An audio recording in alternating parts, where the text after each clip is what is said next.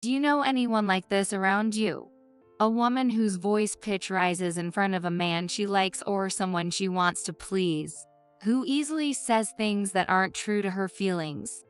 She is commonly called a two-faced woman.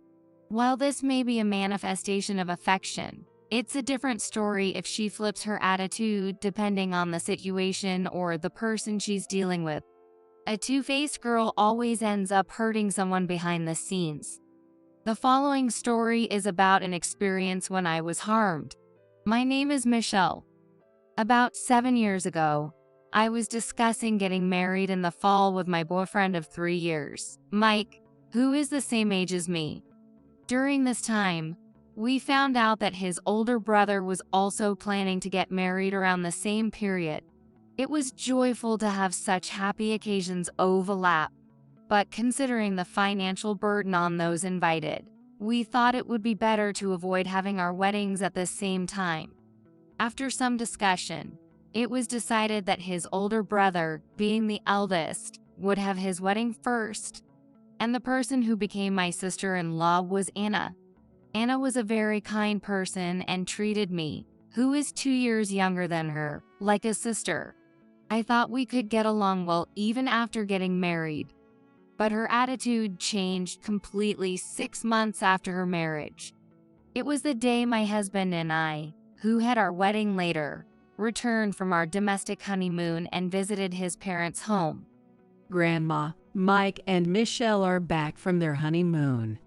My mother-in-law, with a loud voice, called out Mary, Mike's 80-year-old grandmother who lived with Mike's parents. Mike, Michelle, welcome back. We bought your favorite apple pie. When I gave Mary, who also loves apple pie, a souvenir from our honeymoon, she smiled happily.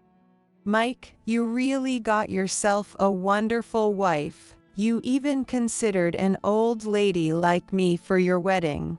It was a solemn ceremony with just family, and the meal was delicious. That's quite rare among the youngsters these days.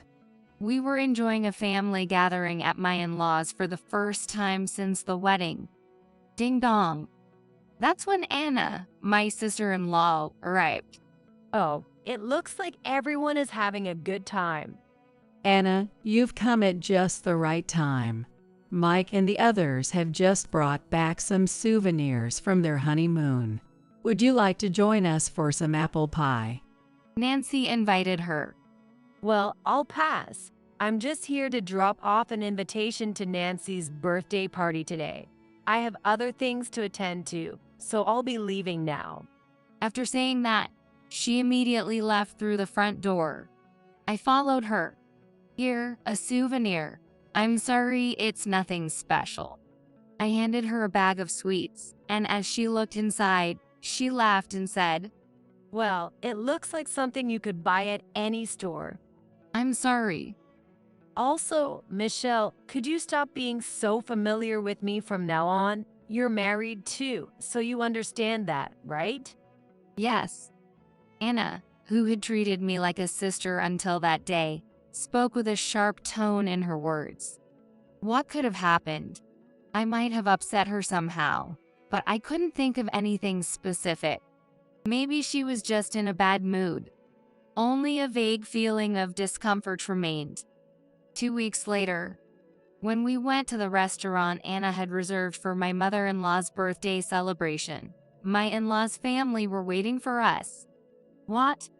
I was surprised not to see Mary and was about to ask about her when Anna interrupted me. Now that everyone is here, Kevin, could you please say a few words for the toast? After we had finished our main course and it was time for dessert, Anna spoke up. Nancy, this is a birthday present from Tyler and me. Nancy opened the box handed to her by Anna and showed us a bag with a luxury brand logo. Oh, should I really be accepting such an expensive gift? I picked it because I thought it suited your style, Nancy. Anna, who had given Nancy the expensive gift, had also given a watch to her father-in-law Kevin for his birthday 3 months ago. Nancy seemed delighted, and Anna, satisfied with her reaction, turned to me. Michelle, you must have prepared something too, right? Yes, after such lavish gifts from you all, I'm a bit embarrassed to present mine. Saying that, I handed over my wrapped gift. Oh my God. How lovely. Did you make this yourself, Michelle? Yes, I enjoy sewing. I had given her a handmade apron.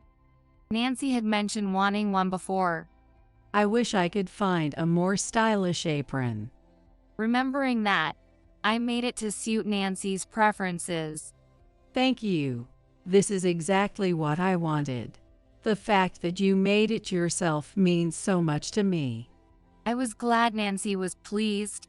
Listening to her words, Anne also smiled and said, Michelle, you're really good with your hands. I'm jealous. Teach me sometime, will you? Worried that my handmade gift might have been a bother, I was relieved to hear their words and went to the restroom.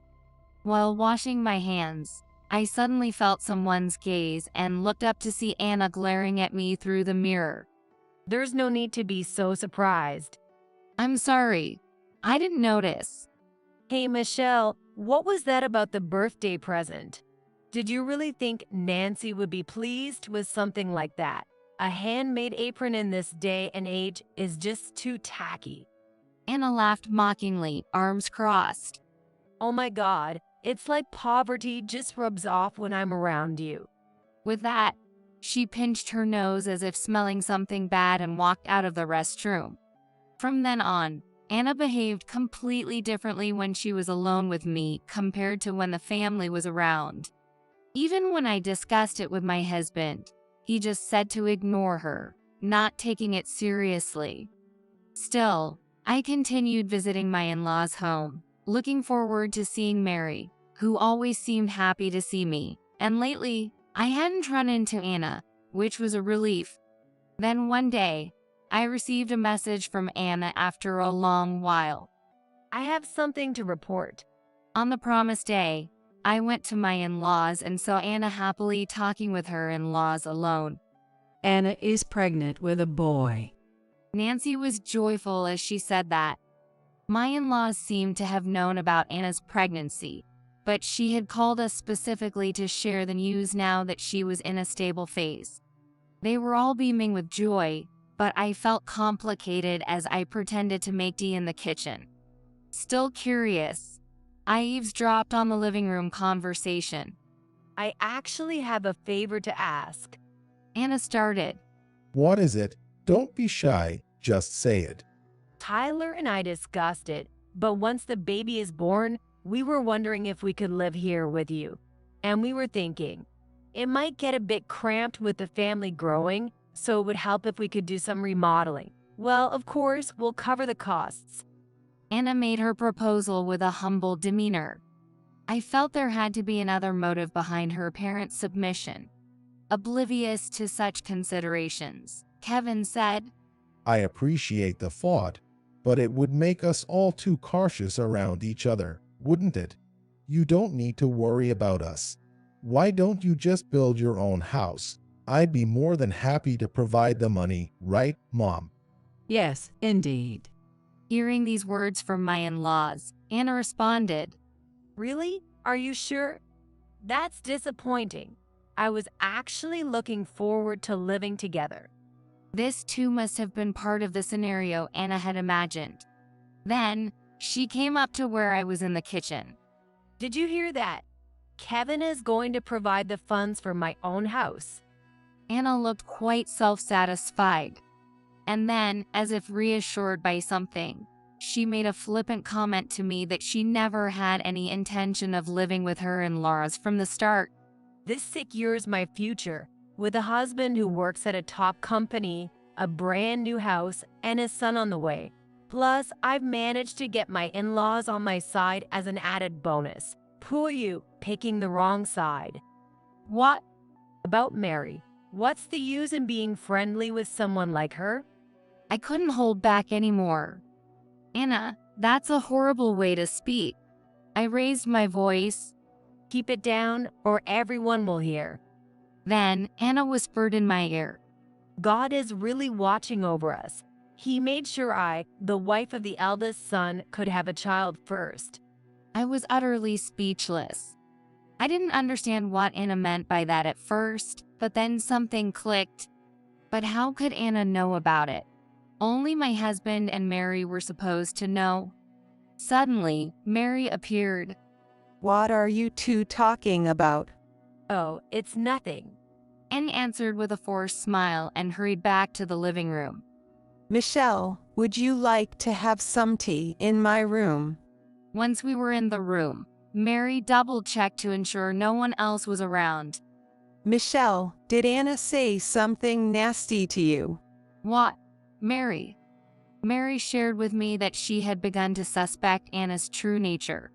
Then, when she told me that Anna knew about my miscarriage, she said, She must have been eavesdropping on our conversation in this room. I had intended to keep my earlier pregnancy a secret until I was through the safe period, fearing what Anna might do if she found out. Unfortunately, I miscarried. Anna specifically called me to our in-laws' house to announce her pregnancy. I can only think it was intended to mock me. I couldn't stand it. Out of concern for elderly Mary, I hadn't mentioned any of Anna's past behavior until now, but I opened up about everything to her. Mary held my hand and smiled. It's okay, Michelle. Leave the rest to this old lady. Months later, Anna was in her final month of pregnancy and gave birth to a boy in a hospital near her parents' home. I sent a celebration gift to Tyler for the baby, but I also sent a separate gift to Anna's family home. That gift should have arrived by now, yet there had been no word from them. In the presence of Mary and my in-laws, I decided to call Anna. What? Are you calling to ask for a thank you? Sending such cheap homemade baby clothes. How stingy can you get? Anna blurted out loudly as soon as she answered the phone. I switched the call to speaker mode. I've already thrown the thing in the trash, so send me a stroller instead. I waited for Anna to finish speaking. Then I told her the truth. Anna, did you actually look inside? That was from Kevin. What? Yes, I made the baby clothes, but Kevin asked me to. Kevin and Nancy embroidered the baby's name on the chest. I wrote that in the letter I included. Didn't you read it? What? No way. Are you kidding? Anna's voice grew quieter. Michelle, can you hold on a minute? From the other end of the phone, I could hear voices.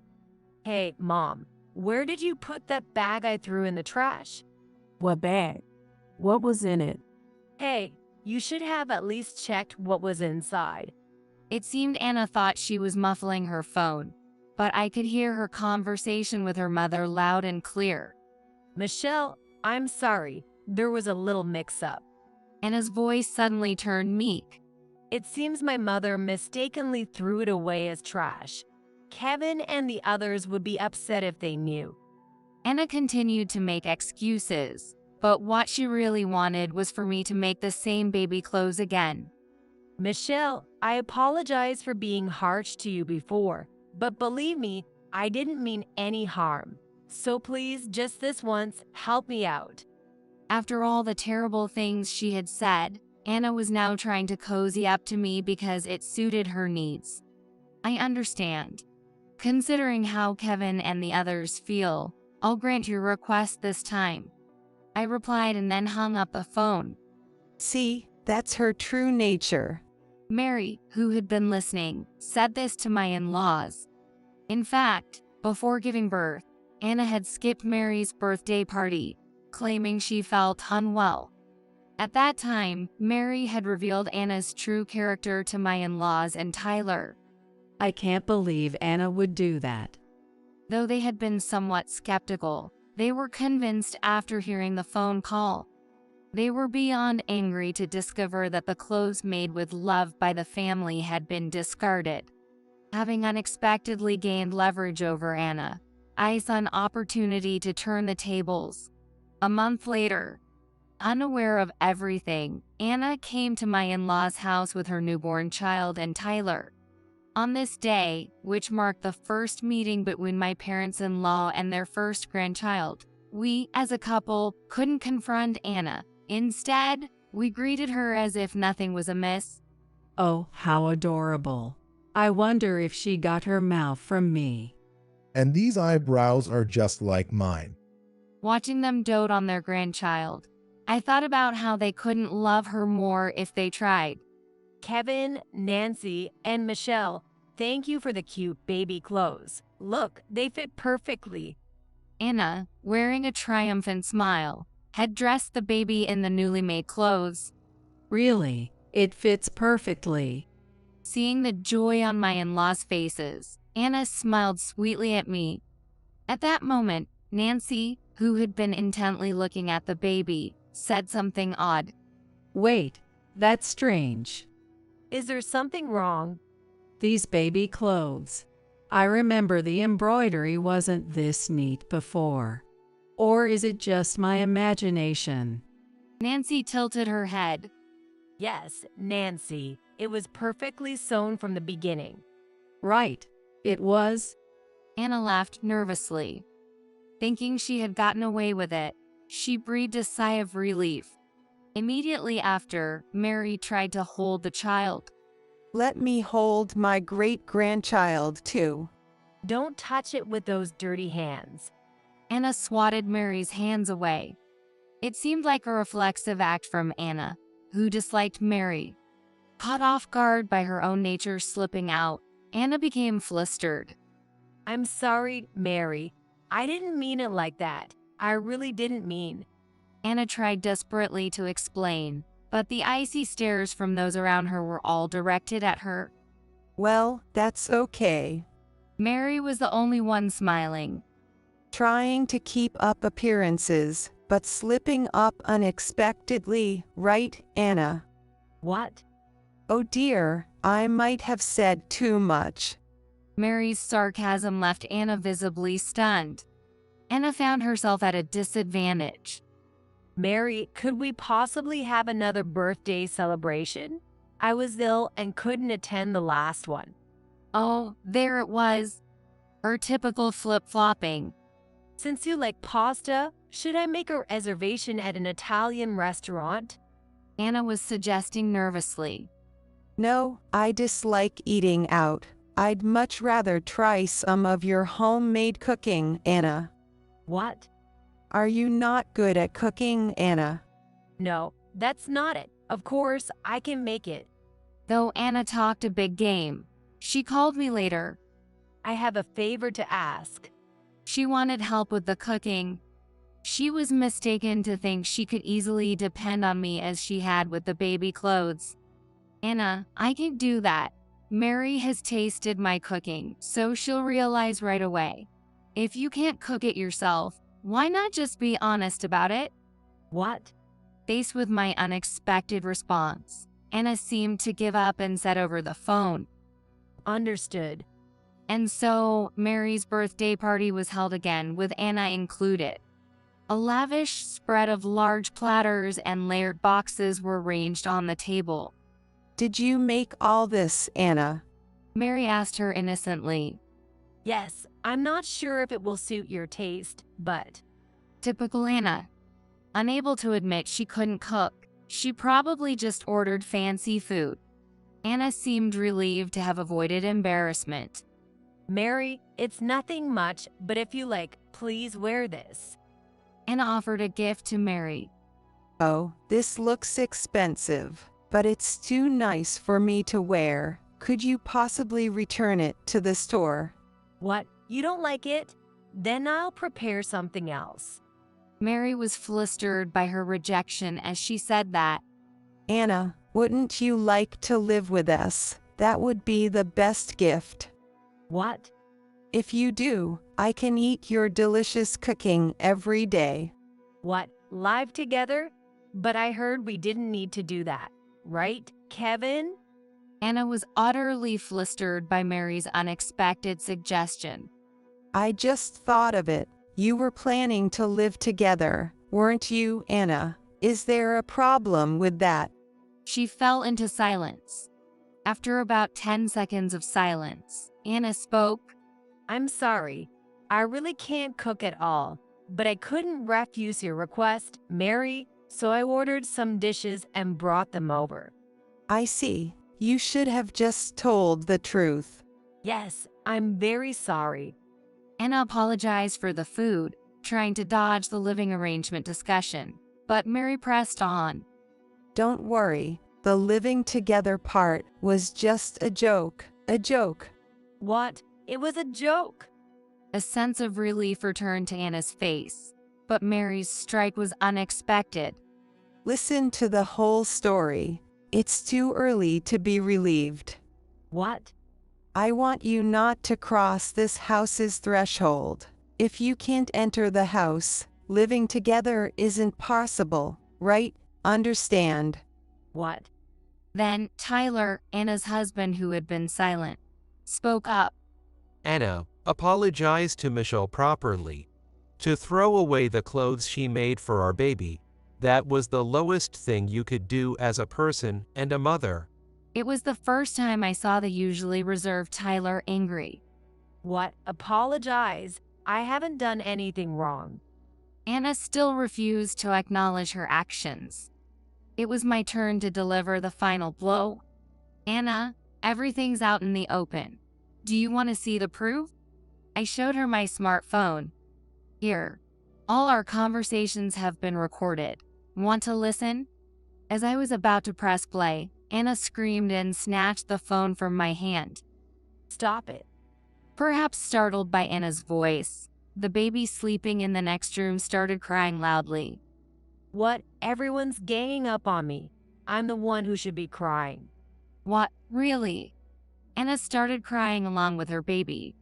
Everyone was taken aback. Anna, enough already. Aren't you ashamed of such childish antics? Just leave, please. We could say even a crying child would quiet down. The room fell silent with just a word from Tyler. Anna couldn't respond and just glanced at me before leaving the house. The price that two-faced Anna had to pay for her flip-flopping was being cut off by her husband. Later, Tyler officially filed for divorce. Anna, unemployed and without savings, demanded alimony in exchange for custody rights to Tyler. However, Anna's parents, being sensible, apologized profusely for their daughter's actions and offered to pay. We are the ones who should be paying alimony. Anna, taken back to her parents' home, apparently sends Tyler frequent messages, all full of complaints. I can't stand living with my sister-in-law at home. She's too assertive.